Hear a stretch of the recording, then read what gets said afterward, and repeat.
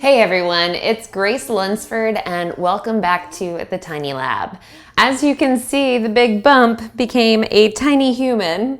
Meet our lovely Nanette Lilibel Lunsford. We're so thrilled to have her.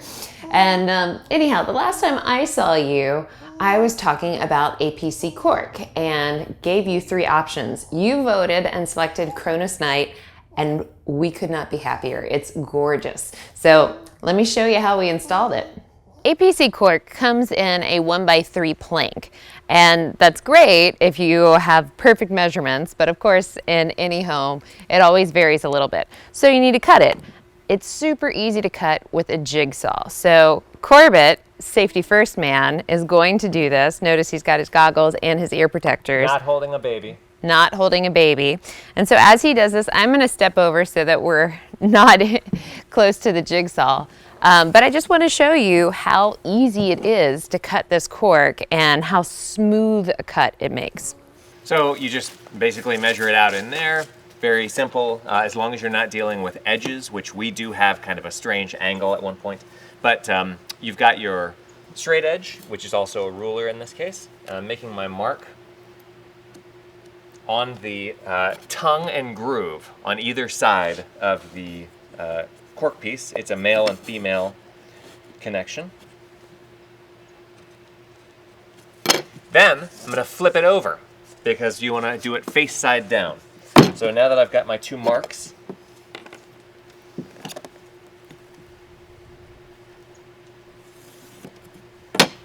very simply just make a mark and you're going to cut it off. Now you also want to, if you're along a wall, cut the tongue, the male or the female edge that sticks out that are part of the interlocking. Since you don't have to lock it there, don't worry about it.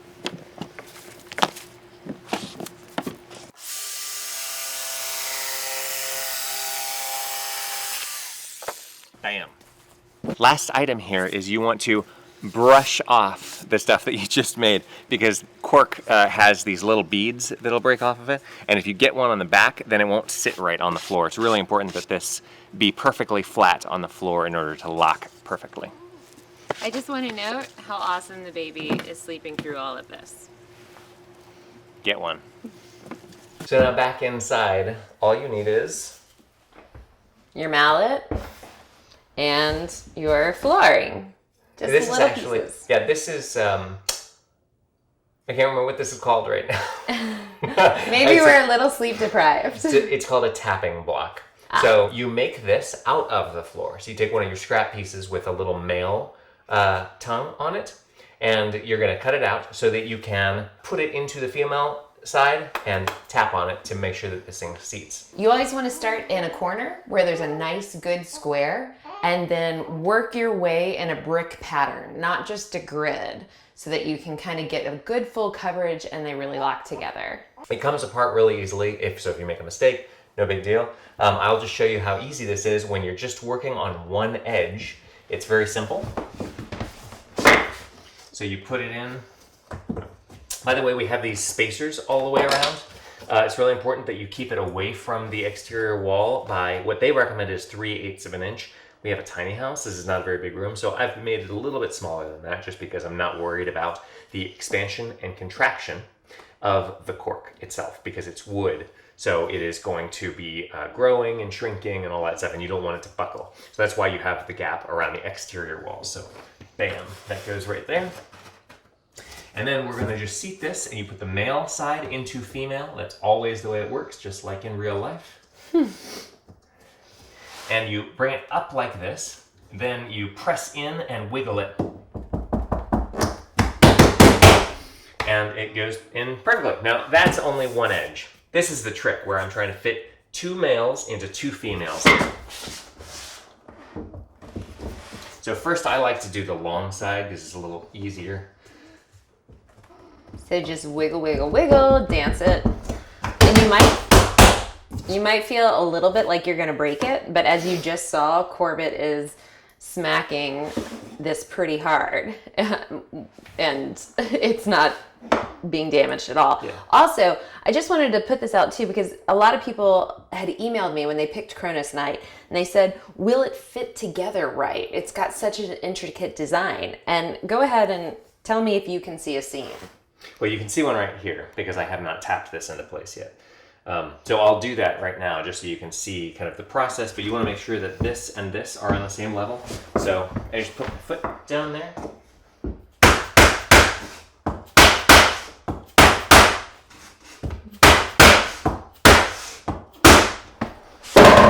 Bam. And then I like to generally give a tap along this edge too, even though we snapped it into place, just to make sure that it's well seated. Then you can move on to the next piece. And you can see how beautiful the design kind of comes together, and you can't see that seam anymore. Yep. So one of the reasons that we selected this, by the way, to get back into the frame here, is because of its sound control qualities. So we actually did a sound test in here by making a noise that was a very computer generated, very specific noise, and recording it, and then we're going to record it again. So let's show you how that worked out. So this is what the noise test setup looked like before and after the cork was installed. You need a few things. You're going to need a sound generator. In this case, it's a laptop. The speaker that is being played through needs to be able to sound all of the frequencies, and basically like a guitar amp would be fine for this. You need an omnidirectional mic because we want to pick up all directions of where the sound is coming from. What you're recording is not just the sound itself, but also all of the reflections of it, which are called reverberations, we need the decibel meter, and we need the waveform recorder so that we can actually see what happens once we have recorded the sound. So once we had the decibel meter out, you could see the first test pre-cork, and the second one didn't really look that different. It's a little bit quieter, maybe. But really, the big difference that you can see is when we look at the waveforms. This is the pre-cork waveform, and you can see that there are quite a lot of reverberations. The impulse that we played is just that very first spike at the very beginning of this entire waveform as it moves from left to right through time. All of the rest of it is the reflections around the house. This is after.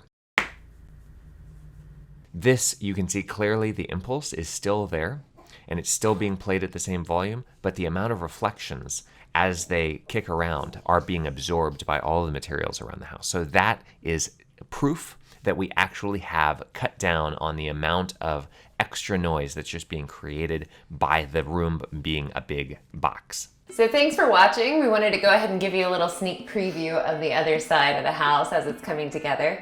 And join us. I can't believe it's almost a month away. It is a month away that we're going to be starting our tour in St. Augustine. So tell your friends and family. Please share this on Facebook, like the photos, like the videos, and help us spread the word of home performance.